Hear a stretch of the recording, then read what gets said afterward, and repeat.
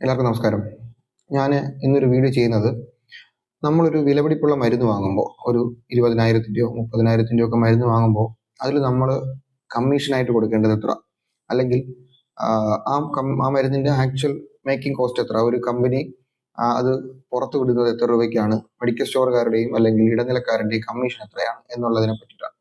ഇത് ഞാൻ പറയുന്നത് എൻ്റെ അനുഭവമാണ്. ഞാൻ വാങ്ങുന്ന ഒരു മരുന്നിൻ്റെ അനുഭവമാണ് ഞാൻ ഈ പറയുന്നത്. പല അസുഖങ്ങൾ വന്ന് വലിയ വിലയ്ക്ക് മരുന്ന് വാങ്ങുന്നവർക്കൊക്കെ ഇത് ഉപകാരപ്പെടും. ഒപ്പം നമ്മുടെ നാട്ടിൽ ഏറ്റവും വില കുറച്ച് മരുന്ന് കിട്ടുന്നത് എവിടെയാണെന്നും ഉള്ളതും ഈ വീഡിയോയിൽ പറയുന്നുണ്ട്. ഒരു ഉദാഹരണമായിട്ട് ഒരു മരുന്നിൻ്റെ കാര്യം എടുക്കാം. ഞാൻ എല്ലാ മാസവും വാങ്ങുന്നതാണ്, അച്ഛന് വേണ്ടിയിട്ട് ഞാൻ വാങ്ങുന്ന ഒരു മരുന്നാണ്. അബിറട്ടോൺ എന്ന് പറയുന്ന ഒരു മരുന്ന് വാങ്ങുന്നുണ്ട്. പ്രോസ്റ്റേറ്റിൻ്റെ അസുഖത്തിന് നമ്മൾ കൊടുക്കുന്ന ഒരു മരുന്നാണ്. അപ്പോൾ അത് ഒരു മാസം കഴിക്കേണ്ട മരുന്നിൻ്റെ വില, അതായത് MRP എന്ന് പറയുന്നത് 42,000 രൂപയ്ക്ക് പുറത്താണ്. കറക്റ്റായിട്ട് പറഞ്ഞാൽ 42,350 രൂപയാണ് ആ മരുന്ന് ഒരു മാസത്തേക്കുള്ള ഈ അബ്രട്ടോൺ എന്ന് പറയുന്ന മരുന്നിൻ്റെ വില. അപ്പോൾ ഈ മരുന്ന് ഉണ്ടാക്കുന്നത് ഹരിയാന ബേസ്ഡുള്ള ഒരു കമ്പനിയാണ്, അതായത് അഡ്ലി ബേറ്റ ഡ്രഗ്സ് ലിമിറ്റഡ് എന്ന് പറഞ്ഞാൽ. ഓരോ മാസവും വരുമ്പോൾ ഓരോ കമ്പനിയുടെ പേരായിരിക്കും വരിക. ഇത് അങ്ങനെ ഒരു കമ്പനിയാണ്, ഹരിയാന ബേസ്ഡുള്ള ഒരു കമ്പനിയാണ് ഈ മരുന്ന് ഉണ്ടാക്കുന്നത്. ഈ മരുന്ന് നമുക്ക് കേരള സർക്കാരിൻ്റെ തന്നെ സ്റ്റോറുകളിൽ നമുക്ക് വാങ്ങാൻ കിട്ടും. ഉദാഹരണം, കാരുണ്യ സ്റ്റോറിൽ നമുക്ക് വാങ്ങാൻ കിട്ടും.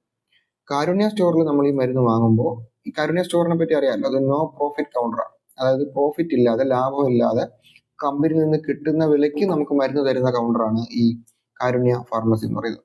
കാരുണ്യയിൽ നിന്നും 42,350 രൂപയുടെ മരുന്ന് നമുക്ക് തരുന്നത് 5,240 രൂപയ്ക്കാണ്.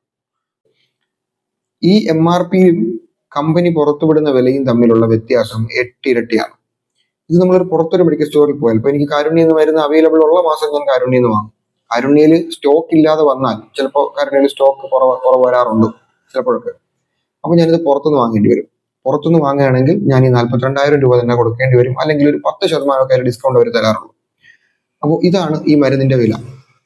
മനസ്സിലാക്കേണ്ടത്, നമ്മുടെ രാജ്യത്ത് ഒരു മരുന്ന് കമ്പനിക്ക് അവർക്ക് ഇഷ്ടമുള്ള രീതിയിൽ MRP പ്രിന്റ് ചെയ്ത് ഇടനിലക്കാരന് കമ്മീഷൻ അടിക്കാനുള്ള ഒരു സാഹചര്യം നമ്മുടെ സർക്കാർ ഒരുക്കി കൊടുത്തിട്ടുണ്ട്.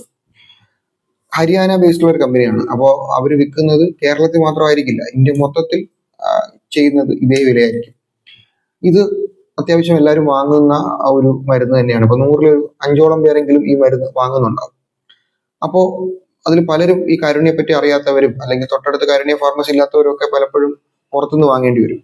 പുറത്തുനിന്ന് വാങ്ങുന്നവരൊക്കെ ഈ വിലയ്ക്കായിരിക്കും ഈ മരുന്ന് വാങ്ങുന്നത്. ചിന്തിച്ചു നോക്കിയേ, ഒരു അടിസ്ഥാനവും ഇല്ലാതെയാണ്